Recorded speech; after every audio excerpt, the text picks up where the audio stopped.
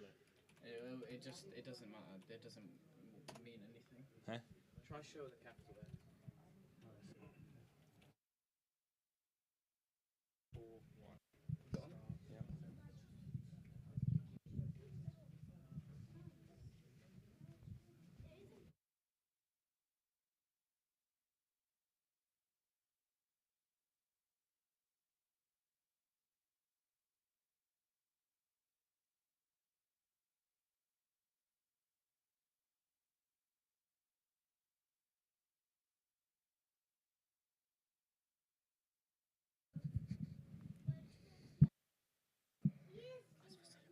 صلوات.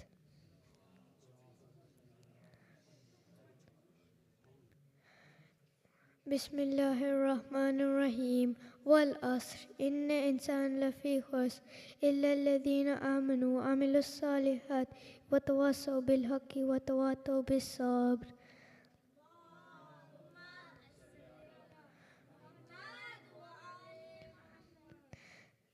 سورة المراد الفاتحة.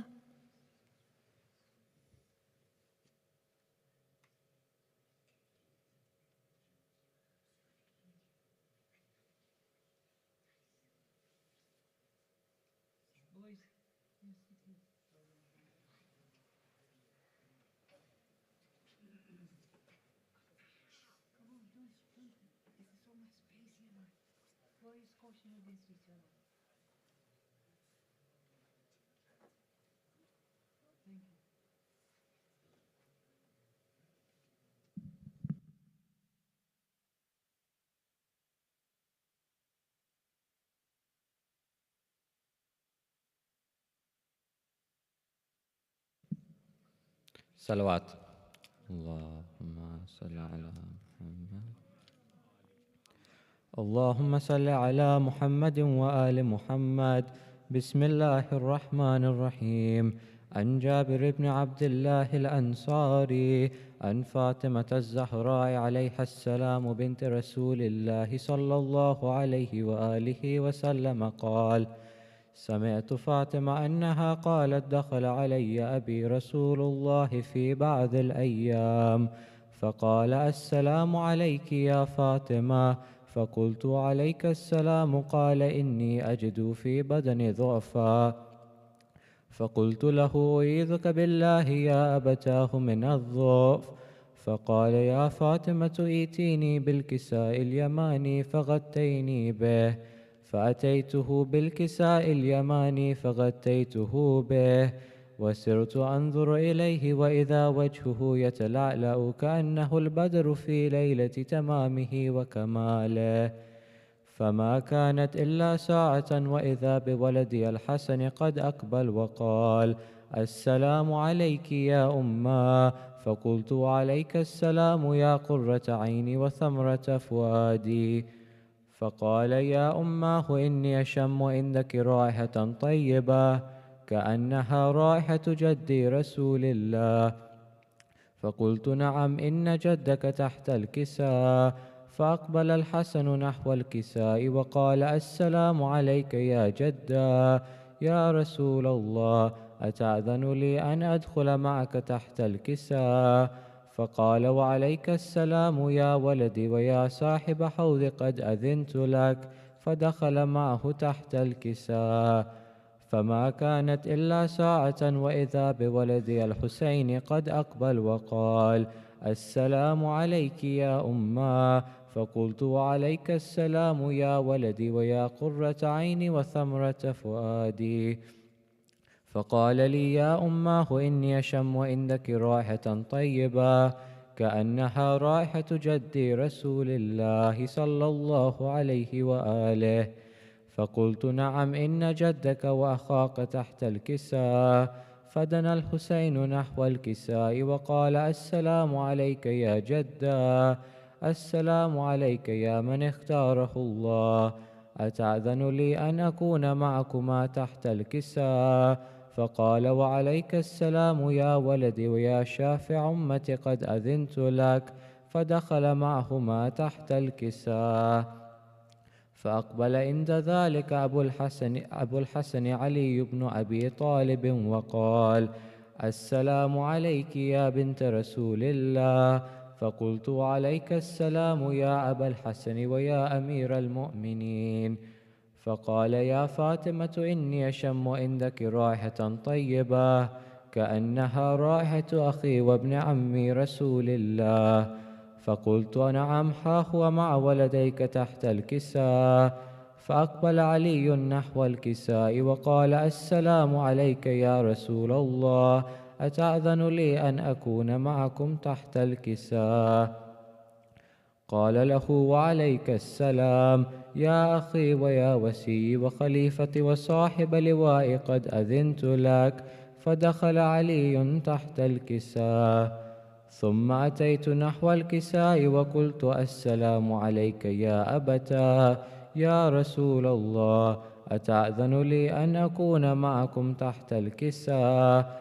وقال وعليك السلام يا بنتي ويا بضعتي، قد أذنت لك. فدخلت تحت الكساء. فلما اكتملنا جميعا تحت الكساء أخذ أبي رسول الله بطرفي الكساء وأومأ بيده اليمنى إلى السماء وقال اللهم إن هؤلاء أهل بيتي وخاستي وحامتي، لحمهم لحمي ودمهم دمي، يؤلمني ما يؤلمهم ويحزنني ما يحزنهم. أنا حرب لمن حاربهم وسلم لمن سالمهم، وعدو لمن عاداهم ومحب لمن أحبهم. إنهم مني وأنا منهم، فاجعل صلواتك وبركاتك ورحمتك وغفرانك ورضوانك علي وعليهم، وأذهب عنهم الرجس وطهرهم تطهيرا. اللهم صل على. فقال الله عز وجل يا ملائكتي ويا سكان سماواتي، إني ما خلقت سماء مبنيا ولا أرضا مدهية ولا قمرا منيرا ولا شمسا مذية ولا فلكا يدور ولا بحرا يجري ولا فلكا يسري إلا في محبة هؤلاء الخمسة الذين هم تحت الكساء. فقال أمين جبرائيل يا رب ومن تحت الكساء؟ فقال عز وجل هم أهل بيت النبوة ومعدن الرسالة، هم فاطمة وأبوها وبعلها وبنوها. اللهم صل على محمد. فقال جبرائيل يا رب أتأذن لي أن أحبط إلى الأرض لأكون معهم سادسا؟ فقال الله نعم قد أذنت لك. فحبت الأمين جبرائيل وقال السلام عليك يا رسول الله. العلي الأعلى يقرئك السلام ويخصك بالتحية والإكرام ويقول لك وعزتي وجلالي إني ما خلقت سماء مبنيا ولا أرضا مدهية ولا قمرا منيرا ولا شمسا مذية ولا فلكا يدور ولا بحرا يجري ولا فلكا يسري إلا لأجلكم ومحبتكم، وقد أذن لي أن أدخل معكم، فهل تأذن لي يا رسول الله؟ فقال رسول الله وعليك السلام يا أمين وحي الله إنه نعم قد أذنت لك. فدخل جبرائيل معنا تحت الكساء. فقال لأبي إن الله قد أوحى إليكم يقول إنما يريد الله ليذهب عنكم الرجس أهل البيت ويطهركم تطهيرا. اللهم صل. فقال علي لأبي يا رسول الله أخبرني ما لجلوسنا هذا تحت الكساء من الفضل عند الله. فقال النبي والذي بعثني بالحق نبيا واستفاني بالرسالة النجية ما ذكر خبرنا هذا في محفل من محافل أهل الأرض وفيه جمع من شيعتنا ومحبينا إلا ونزلت عليهم الرحمة وحفت بهم الملائكة واستغفرت لهم إلى أن يتفرقوا. فقال علي إذا والله فزنا وفاد شيعتنا ورب الكعبة.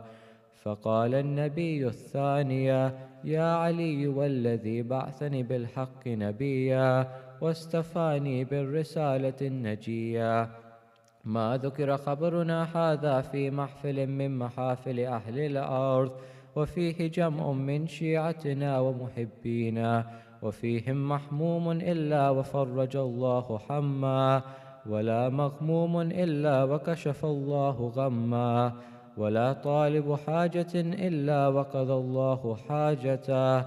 فقال علي: إذا والله فزنا وسعدنا، وكذلك شيعتنا فازوا وسعدوا في الدنيا والآخرة ورب الكعبة. اللهم صل على محمد. سورة المباركة الفاتحة.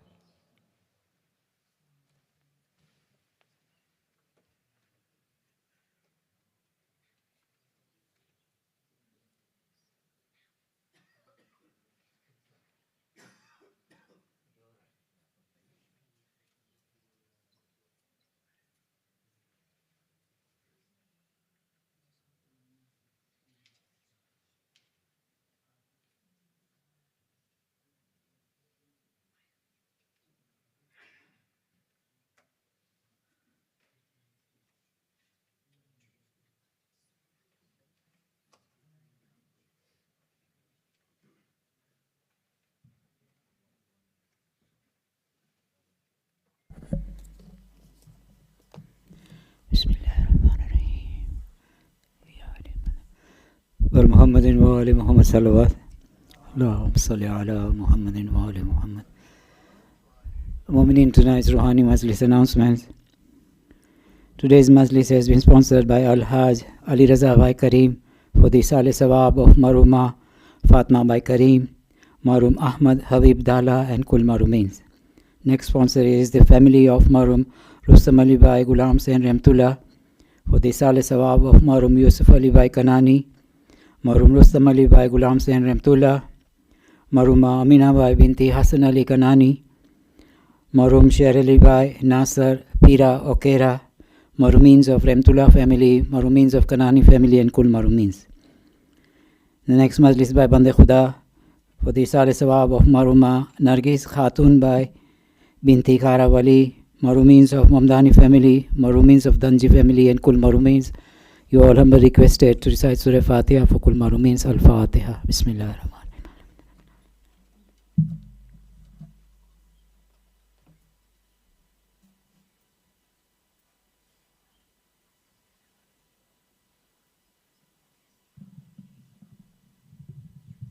Wa Muhammadin wa ali Muhammad salawat.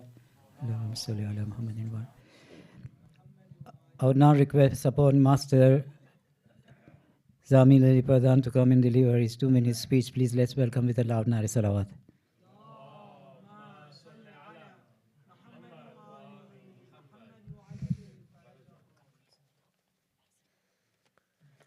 بسم الله الرحمن الرحيم.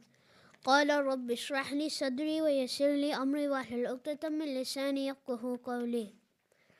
My respected scholars, my elders, brothers and sisters in Islam and Iman, Assalamu alaikum wa rahmatullahi wa barakatuh. Her grandfather is the leader of the Islamic conduct. Her father and mother are the commanders of loyalty. Her 2 older brothers are the rulers of heaven, and her younger brother is the king of loyalty. Who is this great personality that descended from those with such a status that their faces were filled with the brightest of lights? This is none other than Aqila Bani Hashim, Bibi Zainab alayhi salam. In honor of the birth anniversary of Bibi Zainab alayhi salam, let us recite the loudest of our salawat. Allahumma salli ala Muhammad wa ala Muhammad.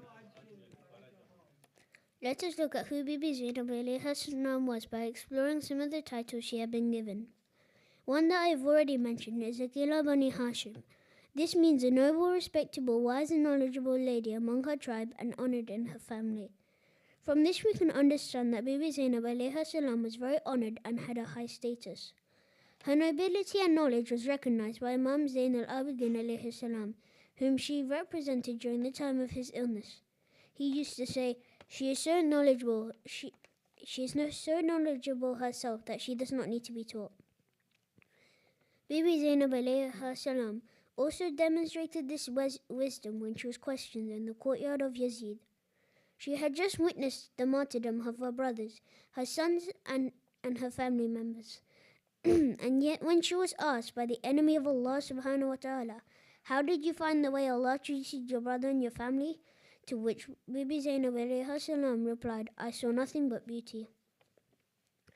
As Bibi Zainab was also known as Al-Masa'ib, as Bibi Zainab alayha salam was also known as Al-Masa'ib as a result of the different misfortunes she faced throughout her lifetime. Al-Masa'ib means mother of misfortunes. In conclusion, I would like to share with you a narration that summarizes the great personality of Bibi Zainab. It's said that her characteristics represent each of her different family members. In her seriousness and calmness, she was Bibi Khadija alayhi salam. In her modesty and pureness, she was her mother Bibi Fatima Zahra alayhi salam. And for being like her mother, she was also given the title Saniya Zahra. In her meaningfulness, she was her father Imam Ali alayhi salam. In her restraint and capacity to endure, she was her brother Imam Hassan alayhi salam.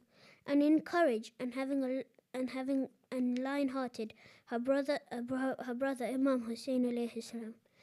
Finally, let us all recite a salawat with the loudest of our voices to hasten the reappearance of our 12th Imam. Allahumma salli ala Muhammad wa ala Muhammad. Surah Fatiha.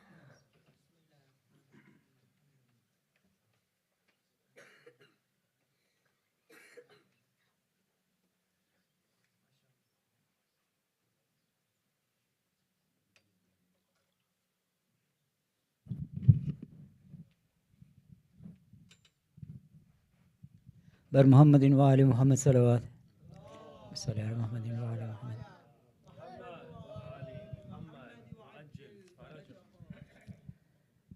Mu'mineen, on this auspicious eve of the Wiladat of Sayyida Zainab alayha salam, we are honored to have Brother Mohammed Ali Muraj for tonight's majlis. Please let's all welcome him with a loud Nare Salawat.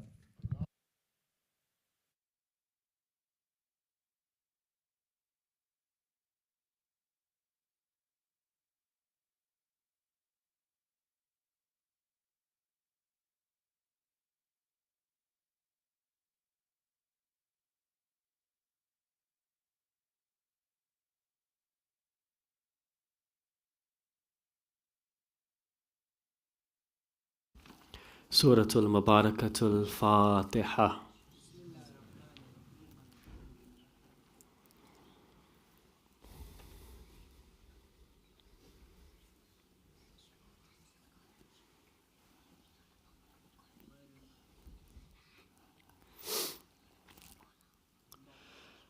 أعوذ بالله من الشيطان اللعين الرجيم. بسم الله الرحمن الرحيم.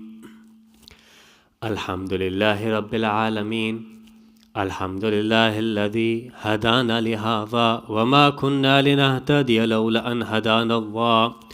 لقد جاءت رسل ربنا بالحق. الصلاة والسلام على أشرف الأنبياء المرسلين خاتم النبيين سيدنا ونبينا ومولانا أبي القاسم المصطفى محمد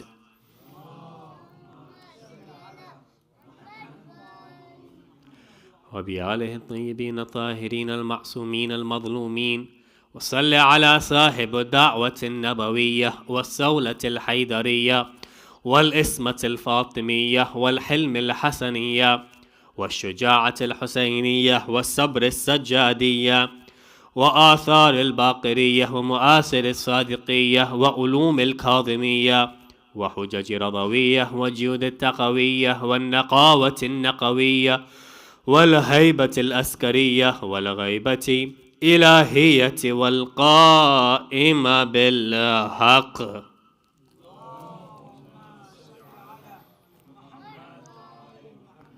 اللهم عجل لي وليك الفرج. رب اشرح لي صدري ويسر لي أمري واحلل عقدة من لساني يفقه قولي. أما بعد فقد قال الله تبارك وتعالى في كتاب الكريم ومحكم كتاب المجيد وقوله الحق بسم الله الرحمن الرحيم من ذا الذي يقرض الله قرضا حسنا فيضاعفه له وله أجر كريم.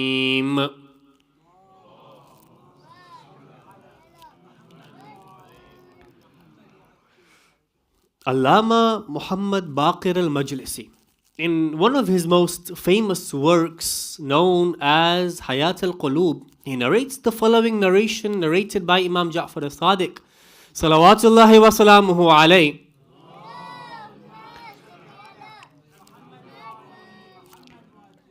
That once Nabi Isa alayhi salam, with his group of people, with his disciples, Hawariyun and people, was walking amongst the streets where they came across a house that was merrymaking, a house that was celebrating, a house that was very joyous.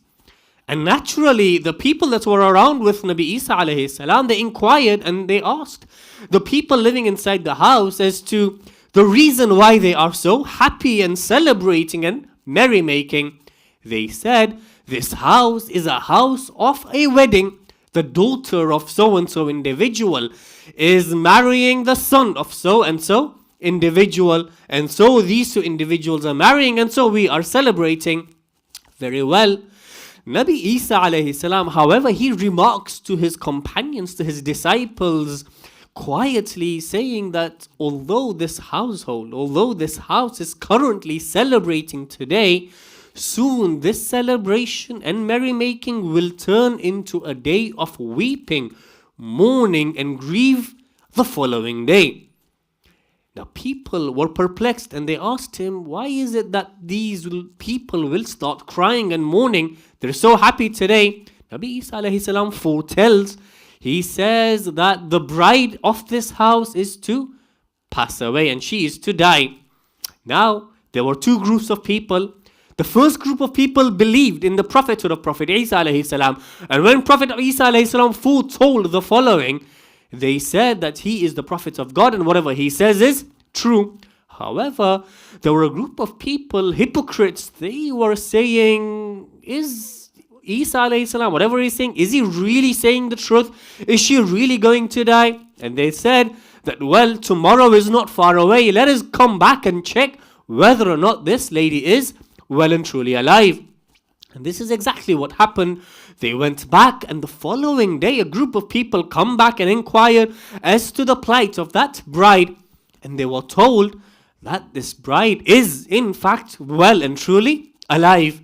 So they go to Nabi Isa alayhi salam and they say that, look, you had foretold one thing, however something else has just happened and this bride is still well and truly alive.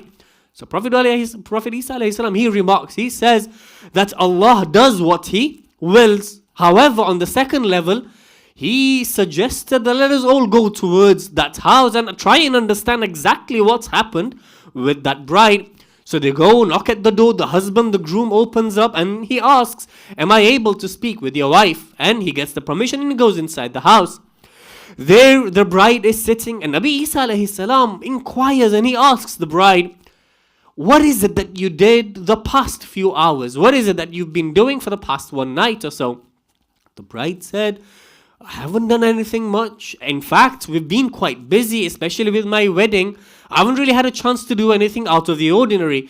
There is one thing, however, that I do on every Friday night, and I continue to do this tonight. What is it?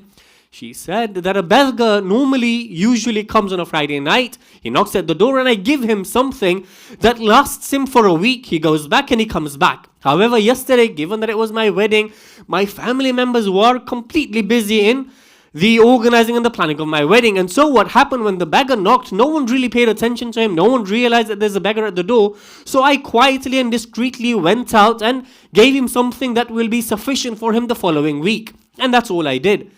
Nabi Isa alayhi salam, he remarks and he says, by Allah, this is the reason why your life has been prolonged. And Nabi Isa alayhi salam asks this lady to come out of her bed, lift the mattress and the bedding, and what he finds over there is a scorpion, or according to another tradition, a snake that had bit its own tale. And Nabi Isa alayhi salam retorts, saying that this act of generosity that you just demonstrated, the act of sadaqah and charity that you demonstrated, has prolonged your life and postponed your death. In fact, the Holy Prophet sallallahu alaihi wasallam has been quoted to have said that the angel of death is ordered to take the soul of so-and-so individual. However, if that individual is to give sadaqah or charity or show an act of generosity, then his death is postponed, his life is prolonged. And from this very beautiful story, we see the importance of the acts of generosity, not just for the other people, but for ourselves, in ourselves, first and foremost. And so when we look into the lives of the Ahlul Bayt, we look at the lives of the Holy Prophets, we see that time and time again, the Holy Prophets and the Ahlul Bayt encourage, inspire and motivate us all to give sadaqah, to give us charity and show acts of generosity. Similarly, if we go to Allah subhanahu wa ta'ala, we open the Holy Quran, we see that throughout the Holy Quran, Allah subhanahu wa ta'ala tries to encourage, He tries to inspire, He tries to motivate the believers using different methods. If we, for example, look at the different verses of the Holy Quran, for example, Surah Hadid, chapter number 57, verse number 7, Allah states that those that give freely in the way of Allah subhanahu wa ta'ala have a great reward. Or for example, Surah Tawbah, chapter number 9, Allah states that whoever gives in the way of Allah, whether secretly, whoever gives in the way of Allah subhanahu wa ta'ala has an abundance of rizq. Or for example, in Surah Al-Baqarah, whoever gives freely, openly or discreetly, Allah subhanahu wa ta'ala will reward him. And we see that Allah subhanahu wa ta'ala on many occasions tries to inspire, motivate and encourage us to give this act of charity. However, there are a few instances within the Holy Quran where Allah Himself inspires us to give sadaqah in a very distinct manner, in a very distinguished manner, in a very unique manner. What do I mean? For example, if we look at Surah Al-Hadid, chapter number 57, verse number 11, Allah subhanahu wa ta'ala states, and this is this ayat that I had the honor and privilege to recite before you just a few moments before. Allah, He states what? He says, Man dhal ladhi yuqradallahu qardan hasana. Is there anyone, Man dhal ladhi yuqradallaha? Is there anyone that is to give Allah subhanahu wa ta'ala? Is there anyone that is to lend Allah subhanahu wa ta'ala? Lend what? Qardan hasana, a good loan. Why? فَيُضَاعِفَهُ lahu, so that Allah may multiply it for you. وَلَهُ عَجْرٌ kareem, and that He may reward you abundantly. If you look at this specific verse, in previously Allah states, give loans or give sadaqah so that He may reward you. However, in this specific verse, Allah subhanahu wa ta'ala doesn't say, give charity. Allah states, give me a loan, so that I may multiply it for you. And these are one of the verses of the Holy Quran where Allah subhanahu wa ta'ala in a very distinguished, distinct manner tries to inspire this act of generosity. And tonight, we have gathered here to discuss one of the most generous individuals from the Ahlul Bayt. A generous individual who is the daughter of a generous individual. A generous individual who is a sister of a generous individual. We have come here to celebrate the Wiladat anniversary, the birth anniversary of Lady Zainab, Sharikat al-Husain, Thaniya Zahra, Salamullahi alayha.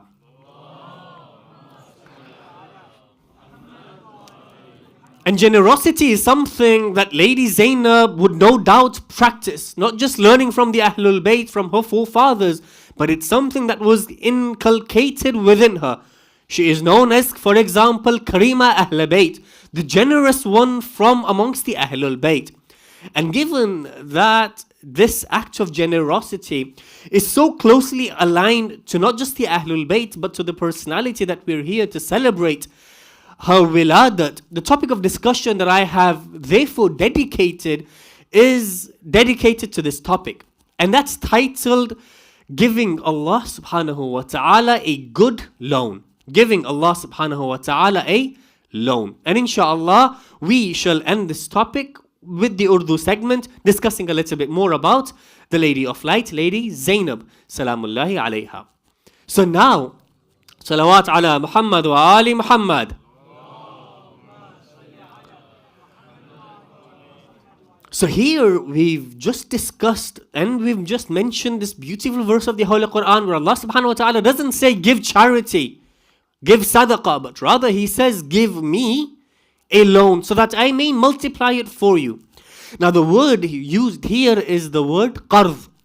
Now the Arabic scholars of the Arabic language, they state that this word qarz comes from the word qurada. And it is imperative and very important for us to first try and understand piece by piece what this verse is trying to tell us, and we shall do so.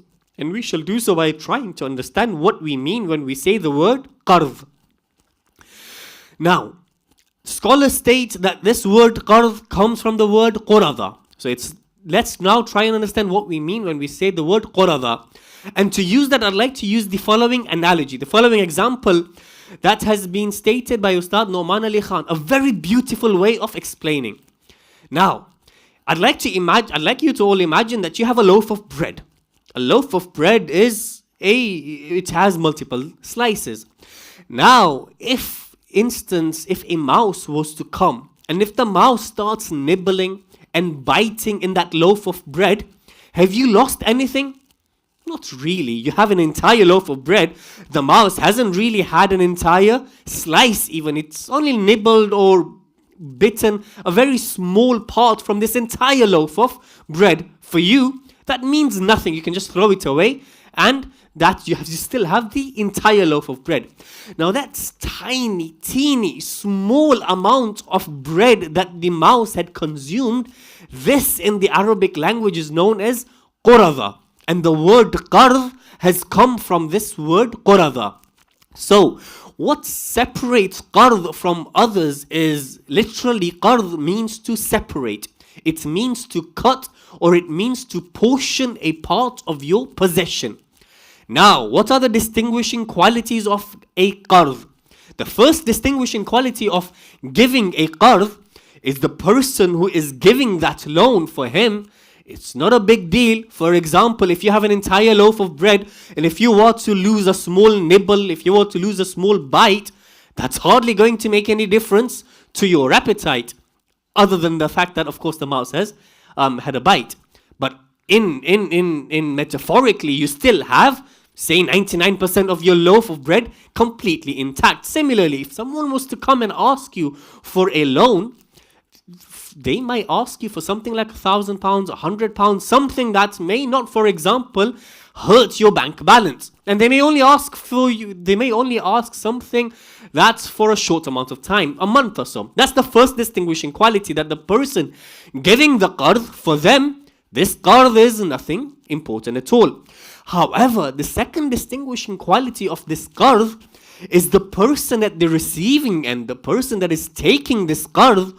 For him or for that individual, this means a lot. For example, if we go back to the example of the loaf of bread, for the mouse, this may be a sustenance for him for the whole day, or maybe for the whole family of the mice. However, similarly, the individual that you loan £100 or £1,000 to, for that individual, it may be a lot of money.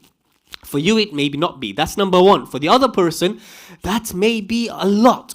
And so what we try and understand with this word is Allah subhanahu wa ta'ala isn't really asking us for a lot of part of our wealth. Allah subhanahu wa ta'ala is asking for a very tiny amount of the entire wealth that in fact He has given to us. However, the thing that baffles the most is that the individual that requires the qarz, he is in dire need. However, Allah subhanahu wa ta'ala is all majestic. He is all powerful. Allah is in need of no one. In fact, we are the ones that are in need of Allah subhanahu wa ta'ala. So now, this is where the interesting part of this verse comes in. How do we understand? The one asking is the one who owns everything. He is the king. He is the king of all of the universe. He owns the kingdom of the heavens and the kingdoms of the earth. And the one he is asking for a loan is in fact you and I, who are complete beggars. We may think that we may own a little part of our wealth in this world, but in fact Allah owns everything. He owns us. The heart that pumps blood within our bodies is not doing so because we command it to. It is because Allah owns everything that is in the heavens and the earth. So the baffling thing is, Allah subhanahu wa ta'ala, who owns everything, He is asking me for this teeny tiny small part of my loaf of bread that He in fact had given to me. This is somewhat baffling. Let me give you another analogy for you and I to understand this slightly better. Now, for those of us whose parents are alive and with us, may Allah subhanahu wa ta'ala give them a very long and healthy life. And for those amongst us who have lost our parents, may Allah subhanahu wa ta'ala raise their status in paradise, inshaAllah. So now I'd like you to all imagine that you have a mother that is extremely old, a mother that can barely walk, barely talk, and that your father has passed away a few years ago. So now this mother who can barely walk and talk, she comes to you in a very feeble voice. She asks, "Are you please able to lend me £100? I promise I'll give it back to you. I don't know when, but I promise I will give this £100 back to you." Now, when your mother was to ask this to you, you'd be thinking about this on 3 levels. The first level is, why does my mother even need to ask me? All she needs to do is tell me this. All that I own is for my mother anyway. All she needs to do is tell me that, look, I need £100, give it to me, and I would happily give. That's number one. On the second level, the fact that my mother had to ask me in the first place should be a source of embarrassment for me. That did I not understand my mother well enough? Have I not been able to take care of the needs of my mother sufficiently that she had to go out of her way and ask me in the first place for this amount of money, £100? That's on the second level. On the third level, it starts making you think as to what your mother may think of you. If she asks you that, give me £100, I promise I'll pay it back to you. I don't know when, but I'll pay it back to you. That may trigger some questions as to how my mother thinks of me. This might be quite embarrassing that my mother thinks of me as an individual who is so stingy, who is so miser, that if I was to give her some amount of money, then I'd always be questioning in my head, when am I going to get this money back? When am I going to get this money back? Is it time yet? So if a mother asks a child a question such as that one, it starts making the child think a lot more. And similarly, Allah subhanahu wa ta'ala knows us at an innate level. Allah subhanahu wa ta'ala knows us that whatever wealth we think we own in this world, whatever wealth we think we have collected in this world, of course Allah subhanahu wa ta'ala is the owner of all wealth. However, in our minds, it may be the case that I have now accumulated this wealth. So Allah knows the innate greediness of this human being. So if Allah was to ask us to give charity or sadaqah in that way, that maybe we'd be thinking, why do I give this money to Allah subhanahu wa ta'ala? On the flip side, Allah subhanahu wa ta'ala knows us innately, and He says, look, I don't really want a lot of money. I only want a qard, which is a very small, tiny amount of loaf of bread that you own. And even that, don't just give it to me. Give it to me so that I will multiply it for you and I'll give it back to you in a multiple way. This is the beauty of the first aspect of this verse. Allah subhanahu wa ta'ala states, give me a qard. Now if we go slightly forward in this verse, this latter aspect of this verse, Allah states, who is it amongst you that is going to give me a goodly loan? That's number one. The latter part of the verse is, so that I may multiply it for you. Now, this again is another quite interesting point of this particular verse. You see, if a businessman was to come to you, and the businessman was to say that, look, I have the following proposition for you. I have a proposition, an investment opportunity for you. Would you like to invest with me? And you know that successful businessman, whatever he touches turns into gold. So you know you are going to blindly accept, put in whatever money that he says into that investment proposal so that you're able to get a share of that profit. Now, whenever you invest, there is a risk that you may lose all of your money. There is a risk that you may lose some of your money. And there is a possibility that you also may make a return on that investment. However, Allah subhanahu wa ta'ala, the most honest, the most competent, He is saying, give me your money. I will not just give you a return on this money, but I'll multiply this for you. And that multiplication may not just come in this world, but also in the hereafter. It may be in the way of wealth. It may be in the way of health. It may be in a way of peace of mind and tranquility. Or it may be multiplied in a way that we may not know of, that we even need that sort of assistance from Allah subhanahu wa ta'ala. Salawat ala Muhammad wa ali Muhammad.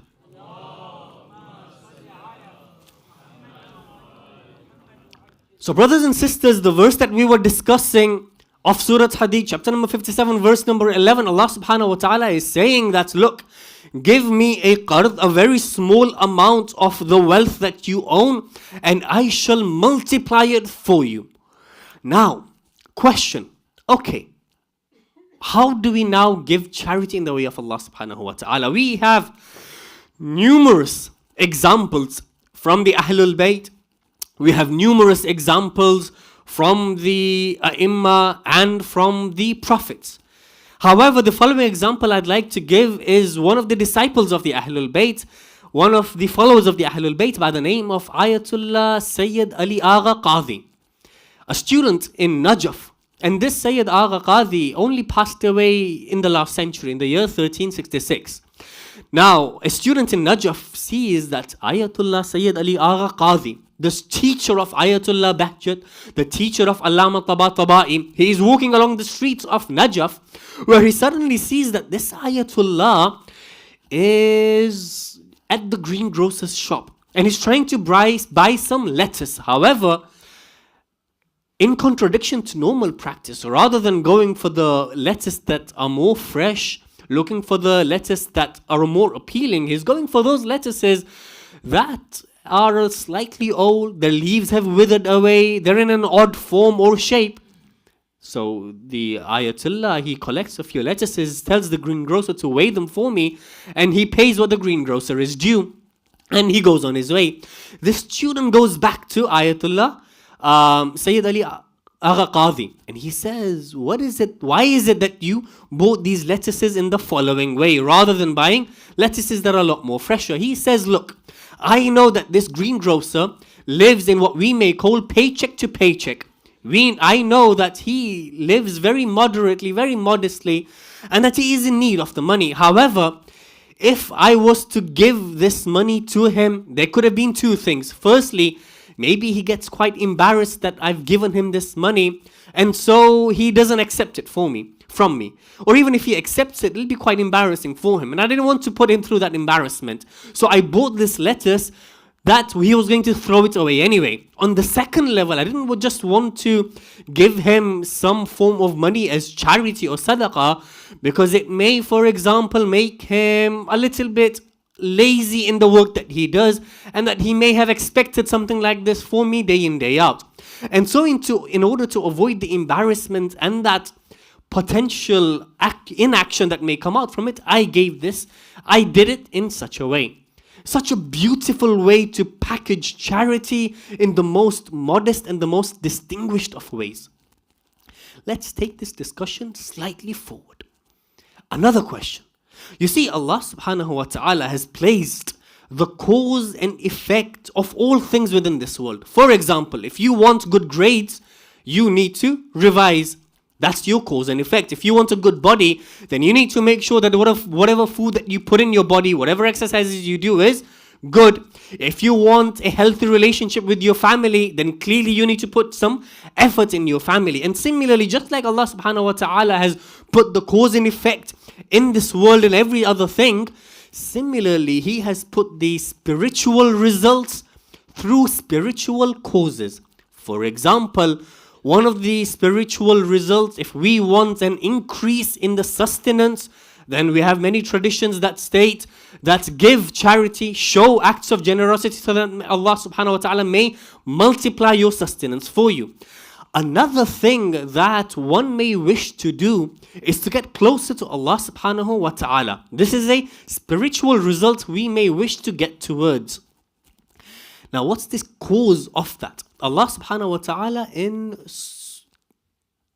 the Holy Quran, He states, Surah number 3, chapter number, Surah Al Imran. He states, لَن تَنَالُوا الْبِرَّ حَتَّى تُنْفِقُوا مِمَّا تُحِبُّونَ. Surely there is no way that you are going to achieve piety. There is no way that you are going to achieve God consciousness unless you give something out of which that you love. We all know the story of Lady Fatima, salamullahi alayha.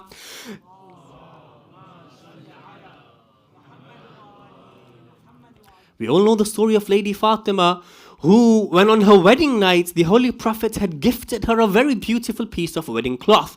On the same wedding night, a beggar comes at her doorstep and he asks, is there anyone who can give me from the house of prophethood something that I can cover myself with? So here Lady Fatima had two options. She had an old, worn out, patched up dress to give to that beggar, or a new wedding night dress that she dearly loved. And at that point she remembers the ayat of the Holy Quran, لَن تَنَالُوا الْبِرَّ. There is no way that you are going to achieve piety and God consciousness except that you give out of which you love. So Lady Fatima, salamullahi alayha, gives that beggar that new piece of cloth. And this is an example for ourselves. If we have, for example, two pieces of cloth, a worn out piece of cloth or a good piece of cloth, then we are expected to give something that is the better of the two. If I have two meals to share, one that I like, one that is quite old, quite dated, then I am meant to give something I like. Now the question is, why is this cause and this result interrelated? You see, from a young age in the society, we are taught to look out for who? For the number one. We are always taught in the society to look out for yourselves. Whether it's in school, education, work, you're always taught to look out for yourself. Get something that you love and put yourself at the forefront. Here, Allah subhanahu wa ta'ala states that if you love me, then you need to put your focus on me. Then, rather than putting your love in inanimate objects, in possessions, rather than saying, I love this possession more than I love Allah subhanahu wa ta'ala, Allah states, if you are able to sacrifice what you love, your love for me will increase. And then you can leave it upon me as to how I will gift you. This is the spiritual cause and effect. A short story, and then inshallah we move towards the conclusion, the summary of this particular topic, and we go towards the Urdu segment. There was once a Syrian businessman, a man who got very ill, a very dire situation. And at that point, his family members started crying and mourning and gathering around him. And at that point, the businessman said, look, if I was to ask you to do something, are you going to do it? The family members say, yes, of course we'll do it. He says, go around our house, whatever storage that we have, whatever wheat or food that we have, grains that we have, give it in the way of Allah subhanahu wa ta'ala. Give it as part of charity. And they did this, and he was given curity. You see, the Holy Prophet sallallahu alaihi wasallam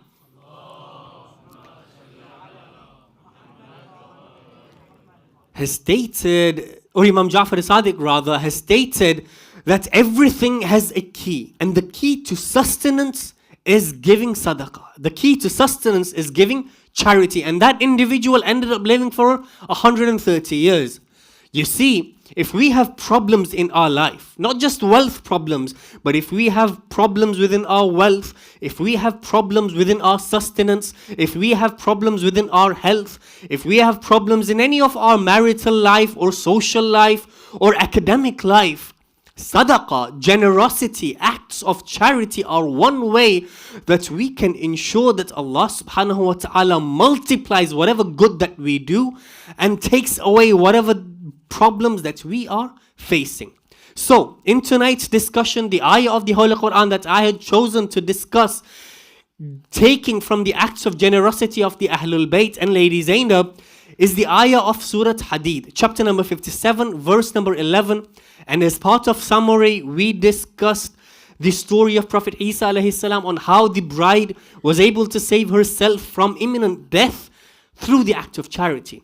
We discussed how when Allah subhanahu wa ta'ala states, who is it that's going to give me qard? Allah subhanahu wa ta'ala isn't asking for a huge portion of our wealth. He's asking for a very small part of that metaphorical loaf of bread that in fact He has given to us.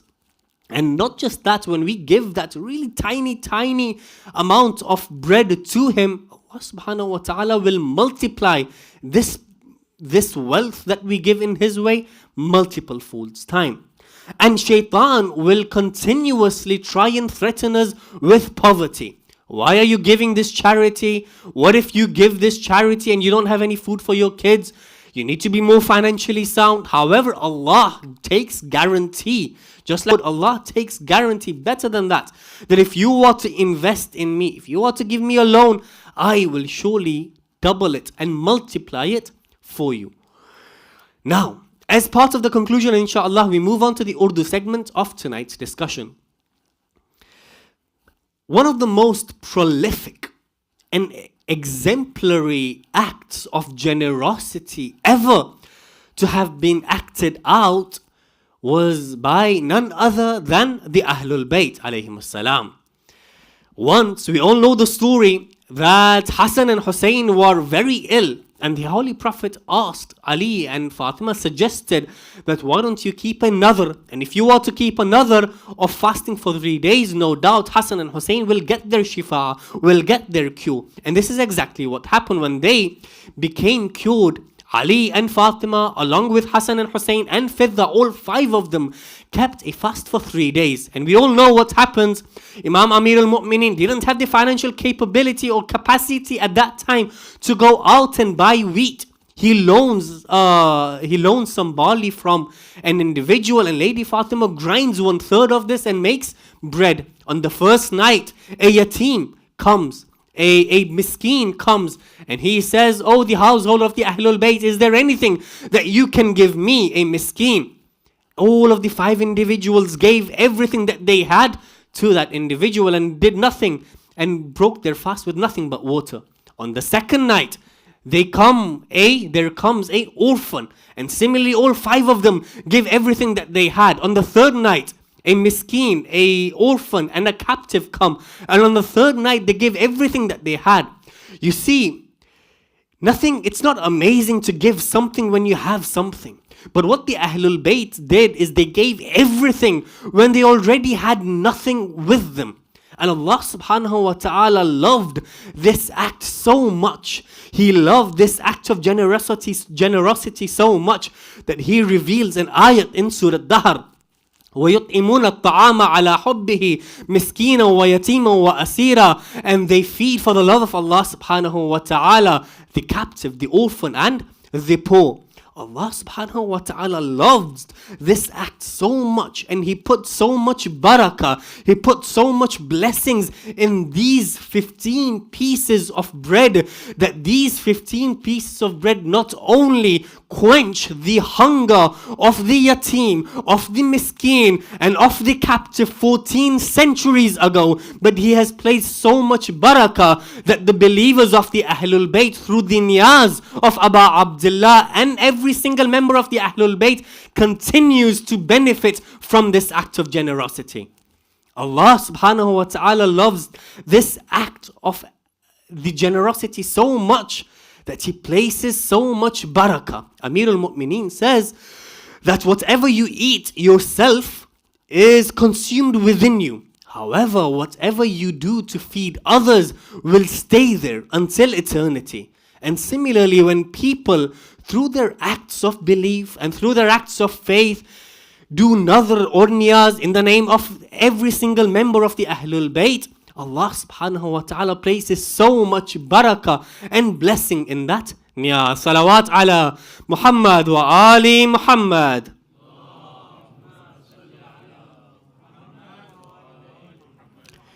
अज़ीज़ान गिरामी और सामीन मोहतरम, आज हम यहाँ जमा हुए हैं विलादत ثانیہ زہرا شریکت الحسین سیدہ زینب منانے کے لیے. آئیے آج ہم رسول خدا کو مبارکبادی دیں, علی و فاطمہ کو مبارکبادی دیں, حسن و حسین جوانان جنت کے سردار کو مبارکبادی دے کہ آج کی رات علی و فاطمہ کی آغوش میں ایک پھول سی بی بی کی ولادت ہوئی ہے. اس کے قبل کہ میں آگے بڑھوں, ایک بہت ہی خوبصورت سا شعر آپ کی خدمت میں پیش کرنا چاہوں گا. شاعر آل محمد نے کیا خوب کہا ہے, علی مزاج علی دل علی نظر زینب, علی مزاج علی دل علی نظر زینب, ہے تجھ میں نہج بلاغہ کے سارے اثر زینب. تو سارے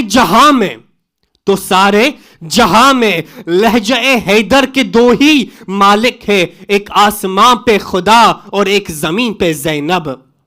یوں اثر دونوں نے حیدر کے لہو کا لے لیا, یوں اثر دونوں نے حیدر کے لہو کا لے لیا, شاہ نے تلوار لی زینب نے لہجہ لے لیا.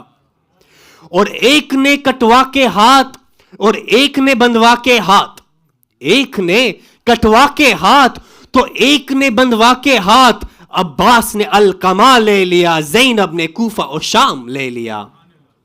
آخر میں کربلا جیتی 72 شہداؤں نے, لیکن کربلا جیتی 72 شہداؤں نے, لیکن کوفہ اور شام الٹ آئی اکیلی زینب. عزیزان گرامی, جب جناب زینب کی ولادت ہوئی تھی نا, تو رسول خدا گھر کے اندر ویسے ہی داخل ہوئے جیسے 15 ماہ رمضان کو داخل ہوئے تھے. جب جناب زینب کی ولادت ہوئی تو رسول خدا گھر کے اندر ویسے ہی داخل ہوئے جیسے 3 شعبان کو داخل ہوئے تھے. جب 15 ماہ رمضان کو داخل ہوئے تو رسول خدا نے دیکھا کہ ایک ننھا سا بچہ علی کی گود میں ہے, علی کی گود سے اپنی گود میں لیا اور فرمایا, یا علی اس بچے کا نام کیا رکھا؟ 3 شعبان کو جب رسول خدا داخل ہوتے ہیں, جب حسین کی ولادت ہوتی ہے, تو رسول خدا دوبارہ علی سے مخاطب ہو کے فرماتے ہیں, یا علی اس بچے کا نام کیا رکھا؟ عزیزان گرامی سامعین محترم, جب کبھی کسی کے گھر میں بچے کی ولادت ہوتی ہے نا, تو نام پڑوسی نہیں رکھا کرتے, نام یا تو گھر والے رکھا کرتے ہیں یا تو گھر والوں میں سے کوئی بزرگ ہوتا ہے وہ نام رکھتے ہیں. تو رسول خدا نے 15 ماہ رمضان کو 3 شعبان کو پوچھا, یا علی آپ نے اس بچے کا نام کیا رکھا؟ تو علی فرماتے ہیں, یا رسول اللہ آپ کے ہوتے ہوئے ہم نام کیسے رکھ سکتے ہیں, آپ کچھ نام رکھیں. تو رسول فرماتے ہیں, تو میں بھی اللہ کا انتظار کر رہا ہوں. تو ایک مرتبہ فرماتے ہیں, اس بچے کا نام حسن رکھا جائے, اس بچے کا نام حسین رکھا جائے. جب 5 جمادی الاول کو رسول خدا داخل ہوتے ہیں گھر میں, تو کیا دیکھتے ہیں, زہرا کی آغوش میں ایک ننھی سی بچی ہے, اپنی آغوش میں اپنی گود میں لیتے ہیں, وہی جملہ دہراتے ہیں, یا علی کیا نام رکھا؟ علی نے فرمایا, یا رسول اللہ آپ نام رکھے. اسی وقت جبرائیل نازل ہوتے ہیں, فرماتے ہیں, یا رسول اللہ اللہ سبحانہ و تعالی نے اس بچی کا نام زینب رکھ دیا. مطلب کیا؟ باپ کی زینت, باپ کی زینت. باپ کون؟ علی. علی کون؟ وہ علی جو اسلام کی زینت, وہ علی جو قرآن کی زینت, وہ علی جو کعبے کی زینت, وہ علی جو حج کی زینت, وہ علی جو انبیاء کی زینت, وہ علی جو فرشتوں کی زینت, وہ علی جو عرش کی زینت, وہ علی جو فرش کی زینت, وہ علی جو بدر و حنین کی زینت, وہ علی جو خیبر و خندق کی زینت, وہ علی جو بستر رسول کی زینت, وہ علی جو میدان غدیر میں لفظ من کنت مولاہ فہذا علی مولا کی زینت. اور زینب کون؟ اس باپ کی زینت. مطلب اگر علی اسلام کی زینت تو زینب بھی اسلام کی زینت, زینب بھی قرآن کی زینت, زینب کربلا, کوفہ اور شام میں علی کی زینت بن کر چلی. عزیزان گرامی، شاعر آل محمد نے کیا خوب کہا ہے، جو مشکلوں کو چیر دے اسے ناد علی کہتے ہیں. جو مشکلوں کو چیر دے اسے ناد علی کہتے ہیں، جو یزیدیت کو چیر دے اسے بنت علی کہتے ہیں. تخت یزیدیت کو الٹ کر رکھ دیا اور گھر گھر میں حسین حسین کروا دیا جس نے، دلوں میں انقلاب برپا کر دیا جس نے، دلوں میں انقلاب برپا کر دیا جس نے، ذہن و فکر میں حسینیت کو ڈال دیا جس نے. عزیزان گرامی، کون ہے علی کی بیٹی؟ کتنی باعزت ہے سیدہ زینب. کوئی معمولی بات نہیں یہ لقب پانا، ثانیہ زہرا. مطلب کیا؟ کوئی معمولی بات نہیں، سیدہ کے بعد سیدہ ہونا، زہرا کے بعد زہرا ہونا، بطول کے بعد بطول کو ہونا. اللہ سبحانہ و تعالیٰ قرآن مجید میں فرماتا ہے کیا کہ مال اور بچے تمہاری زینت ہے، لیکن یہ واحد موقع ہے جہاں پہ ایک بیٹی باپ کی زینت بن گئی. زینت کہتے ہیں کس کو؟ سجاؤ کو. رسول خدا نے کیا فرمایا؟ زینو لمجالسکم بذکر علی ابن ابی طالب. زینت دو اپنی مجلسوں کو علی کے ذکر سے. کیوں؟ کیونکہ علی کا ذکر میرا ذکر ہے، میرا ذکر خدا کا ذکر ہے، اور خدا کا ذکر عبادت ہے. بھائی، مجلس علی کے ذکر کے بغیر مجلس نہیں ہوتی، علی کے بغیر مجلس کی زینت نہیں ہوتی. ویسے ہی فضائل علی میں اگر فضائل عالیہ نہ ہو تو یہی فضائل تشنا رہ جاتا ہے. بس عزیزو، آخر میں ایک آخر شعر اور آپ کی زحمت تمام. شاعر آل محمد جناب شمس تبریز صاحب نے کیا خوب کہا ہے، نہ محبت نہ مودت نہ ولا مانگی ہے، نہ فضائل نہ فضیلت نہ ثنا مانگی ہے. نہ محبت نہ مودت نہ ولا مانگی ہے، نہ فضیلت نہ فضائل نہ ثنا مانگی ہے. نہ کبھی نصرت اسلام کی دولت مانگی، نہ یہ تلوار چلانے کی ادا مانگی ہے. نہ یہ جرار نہ کرار نہ خیبر میں علم، نہ یہ جرار نہ کرار نہ خیبر میں علم. نہ یہ آنکھوں کی مصیبت نہ یہ شفا مانگی ہے. نہ یہ وہ شمس کا چہرہ نہ وہ لیل کی زلف، نہ یہ وہ شمس کا چہرہ نہ وہ لیل کی زلف. نہ ید اللہ نہ آواز خدا مانگی ہے. نہ کبھی نفس ہی مانگا، نہ شب ہجرت جا. نہ یہ نفس ہی مانگا، نہ یہ خالق کی رضا مانگی ہے. نہ سلیمان کی حکومت، نہ سلیمان کی حکومت، نہ یہ نہ قوت مانگی، نہ یہ انگوٹھی نہ یہ تحلیز عطا مانگی ہے. نہ کبھی حضرت داؤد کا لہجہ مانگا، نہ کبھی غیب کے پردے کی صدا مانگی ہے.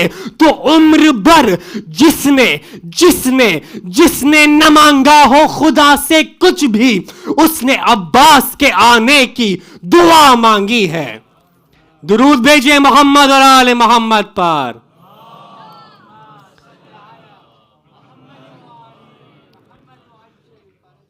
آخر میں ہم اللہ سبحانہ و تعالیٰ کی بارگاہ میں دعا گو ہے کہ بار الہ ہمارے اس قلیل عبادت کو تیری بارگاہ میں قبول فرما. We pray to Allah subhanahu wa ta'ala that whatever little that we had to offer, that He accepts it from us. Whatever that we try to learn from the aspects of the life of the Ahlul Bayt and from the Holy Quran, especially this act of generosity in this distinct manner that Allah subhanahu wa ta'ala inspires, we pray to Allah subhanahu wa ta'ala to allow us the opportunity to act upon this notion of this qard to give Allah subhanahu wa ta'ala. And finally we pray to Allah subhanahu wa ta'ala to hasten the reappearance of the 12th Hujjah, and when he does come, so that we are also part of his ashab and ansar. Salawat ala Muhammad wa ali Muhammad.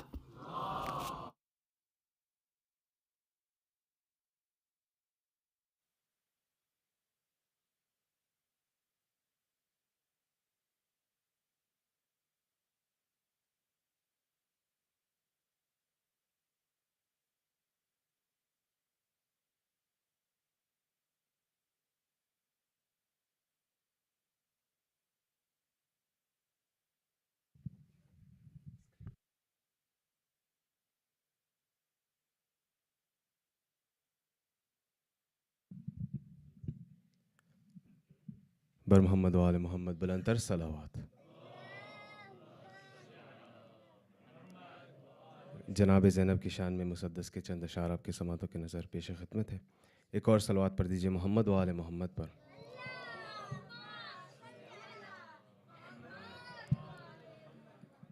زینب ابو تراب کی زینت کا نام ہے.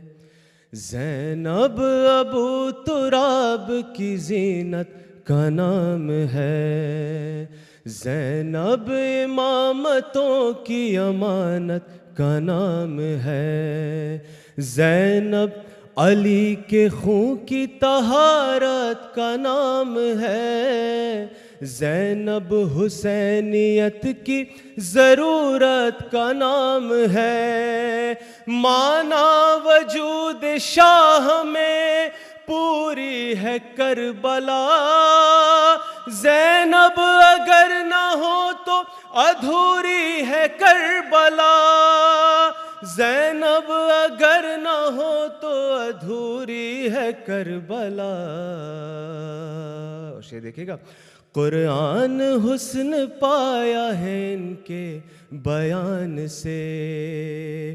آئی علی کے گھر میں بڑی آن بان سے. زہرا کے دبدبے سے پیمبر کی شان سے. اتری کتاب حق کی طرح آسمان سے. آئی ندا کے دین کی قسمت سنور گئی. قرآن کے گھر میں نہج بلاغہ اتر گئی. قرآن کے گھر میں نہج بلاغہ اتر گئی. اور زینب حسین کے لیے الفت کی انتہا. ایک دوسرے سے رہ نہیں سکتے کبھی جدا. اس راز سے تھا خالق اکبر جو آشنا. اس نے صدائے کن سے بھی پہلے یہ طے کیا. نور نظر جہاں ہے نور نظر جہاں ہے وہیں نور عین ہو. زینب اگر بہن ہے تو بھائی حسین ہو. زینب اگر بہن ہے تو بھائی حسین ہو. اور آخری شعر. نور نگاہ دلبر شبر کی شکل میں. اونو محمد و علی اصغر کی شکل میں. نور نظر شبیہ ہے پیمبر کی شکل میں. عباس با وفا سے دلاور کی شکل میں. کرب و بلا کے واسطے کردار ڈھال کر ہر عمر کا علی دیا زینب نے پال کر. ہر عمر کا علی دیا زینب نے پال کر. بر محمد و آل محمد بلند تر صلوات. بڑے مشکل تو کہہ دو مدد یا علی. رہے ورد زباں شیعہ ناد علی. بلنداز میں رہے ورد زباں شیعہ ناد علی. بڑے مشکل تو کہہ دو مدد. علی کا نام بھی نام خدا راحت جاں ہے. علی کا نام بھی نام حرز طفلہ ہے. علی کا نام بھی نام خدا تیغ جواں ہے. لیا نام علی تو بل والا سب ٹلے، عرش اعظم پہ لکھا ہے نام علی. بلند آواز میں پڑے مشکل تو کہہ دو مدد یا علی، رہے ورد زباں شیعہ ناد علی. پڑے مشکل تو کہہ دو علی کے نام سے دونوں جہاں میں عزت ہے. علی کا ذکر ہے، خالق کی طاعت ہے. علی کے نام سے غمگین دل کو فرحت ہے. کرو حق سے دعا تو بنام علی، ہوگی حاجت روا تو بنام علی. پڑے مشکل تو کہہ دو مدد یا علی، رہے ورد زباں شیعہ ناد علی. پڑے مشکل تو کہہ دو الہی واسطہ تجھ کو محمد مصطفیٰ کا. الہی واسطہ تجھ کو علی مرتضیٰ کا. الہی واسطہ حسنین کا اور فاطمہ کا. رہے ایمان ہمارا سلامت سدا، مومنوں کو نہ ہو کوئی رنج و بلا. پڑے مشکل تو کہہ دو مدد یا علی. بلند آواز میں رہے ورد زباں شیعہ ناد علی. پڑے مشکل تو کہہ دو مدد یا علی. برائے تأجیل ظہور امام زمانہ باز بلند صلوات.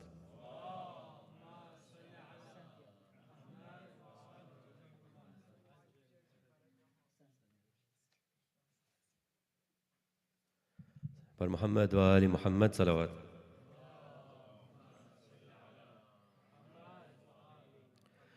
بلند آواز سے ایک اور صلوات بھیجیے گا محمد اور آل محمد پر.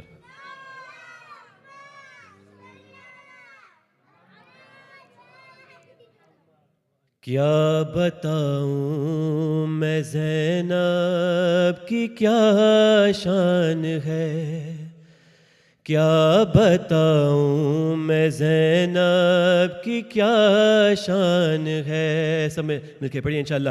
کیا بتاؤں میں زینب کی کیا شان ہے، کیا بتاؤں میں زینب کی کیا. کل ایمان کے ایمان کا مان ہے، کیا بتاؤں میں زینب کی کیا شان ہے، کیا بتاؤں میں. ماشاءاللہ.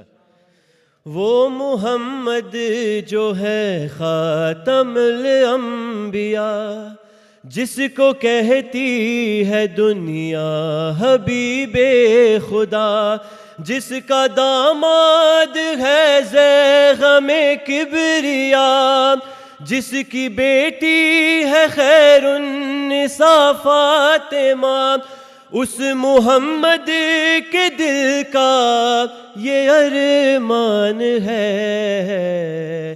کیا بتاؤں میں زینب کی کیا شان ہے، کیا بتاؤں میں زینب. ہے شجاعت کی ملکہ اسی کا لقب, اس کے قدموں میں ہے, اس کے قدموں میں ہے سرزمین عرب. کربلا بھی ہے زندہ اسی کے سبب, اس کی مدحت کرے خود محمد کے رب. عقل اس کے فضائل پہ حیران ہے, کیا بتاؤں میں زینب کی کیا شان ہے, کیا بتاؤں میں زینب. خوبیاں جس قدر ہے سبھی خوب ہیں, رعب ایسا کہ کونین معروب ہے. سامنے اس کے غالب بھی مغلوب ہے, آیتیں اس کی صورت سے منسوب ہے. جس کو قرآن پڑھے یہ وہ قرآن ہے, کیا بتاؤں میں زینب کی کیا شان ہے, کیا بتاؤں میں زینب کی کیا. یہ نہ ہوتی تو مر جاتا اسلام بھی, یہ نہ ہوتی تو مر جاتا اسلام بھی. مٹ گیا ہوتا خالق کا پیغام بھی, کھا گئی ہوتی صبح کو پھر شام بھی. کوئی لیتا نہ اللہ کا نام بھی, دین ہے یہ بھی زینب کا احسان ہے. کیا بتاؤں میں زینب کی کیا شان ہے, کیا بتاؤں ماشاءاللہ نب کی کیا شان ہے. اس کے خطبے خطابت کے سردار ہے, اس کے نانا شریعت کے سردار ہے. باپ اور ماں شرافت کے سردار ہیں, دو بڑے بھائی جنت کے سردار ہیں. چھوٹا بھائی وفاؤں کا سلطان ہے, کیا بتاؤں میں زینب کی کیا شان ہے, کیا بتاؤں میں زینب. اور مقطع کا شعر دیکھیے گا کہ کوئی عظمت میں ان سے زیادہ نہیں, ان کے گھر سے بھی گھر کوئی اعلیٰ نہیں. ان کا نوکر ہوں میں کوئی مجھ سا نہیں, خلد کی کوئی گوہر کو پرواہ نہیں. خلد تو قصر زینب کا دالان ہے, کیا بتاؤں میں زینب کی شان ہے, کیا بتاؤں میں زینب کی کیا شان ہے. پر محمد و آل محمد صلوات.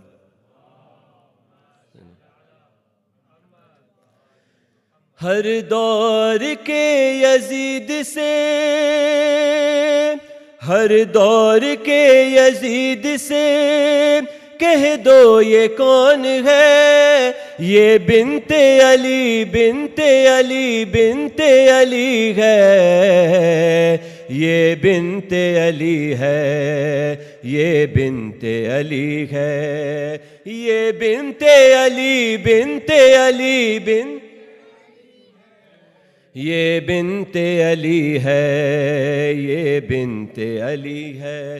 زینب شعور دین پناہی کا نام ہے، زینب شعاع نور الہی کا نام ہے، زینب یزیدیت کی تباہی کا نام ہے، زینب حسینیت کی بقائی کا نام ہے، ہر دور کے یزید سے کہہ دو یہ کون ہے، یہ بنت علی بنت علی، یہ بنت علی ہے، یہ بنت، ماشاءاللہ بلند آواز سے، یہ بنت علی بنت علی بنت علی ہے، یہ بنت علی ہے، یہ بنت زینب دل حبیب الہی کا چین ہے، زینب نذیر فاتح بدر و حنین ہے، زینب جناب فاطمہ کی نور عین ہے، زینب شریک کار امام حسین ہے، ہر دور کے یزید سے کہہ دو یہ کون ہے، یہ بنت علی بنت علی بنت علی ہے، یہ بنت علی ہے، یہ بنت علی ہے، یہ بنت علی بنت علی، یہ بنت علی ہے، یہ بنت علی ہے، ایک اور بار، یہ بنت علی بنت علی بنت علی ہے، یہ بنت علی ہے، یہ بنت، ہجرت کی رات جان محمد پہ بنی ہے، ایک جان ہے خطرے میں تو ایک جان بچی ہے، بستر پہ ہے کوئی ہمراہ نبی ہے، دشمن یہ سمجھتے ہیں کہ چادر میں نبی ہے، یہ کون ہے بستر پہ جو ہم شکل نبی ہے، یہ مولا علی مولا علی مولا علی ہے، یہ مولا علی ہے، یہ مولا علی ہے، یہ مولا علی مولا علی ہے، یہ مولا علی ہے، یہ مولا علی ہے، نعرہ حیدری حیدری حیدری، جزاک اللہ بر محمد و آل محمد صلوات۔